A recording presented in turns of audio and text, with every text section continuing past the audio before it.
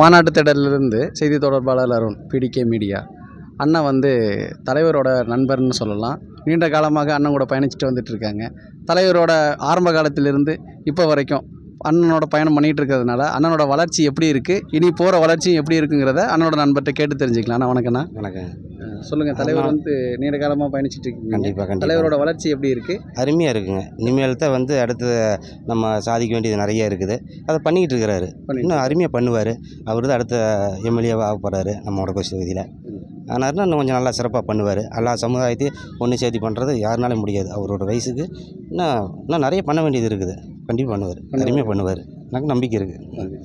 அண்ணனோட சிறப்பான பேச்சுக்கு அண்ணனுக்கு மனநிறைந்த வாழ்த்துக்களை தெரிவித்துக் கொள்கிறோம். சமூக நீதி காவலர்னு சொல்லிகிட்டு இருக்கிற தலைவருக்கு இனிமேல் சமூக நீதி மாமன்னர் என்று அழைக்கக்கூடிய காலம் வந்துருச்சு. மிக விரைவில் அது நடக்குங்கிறத பிடிகே மீடியா சார்பாக தெரிவித்துக் கொள்கிறேன்.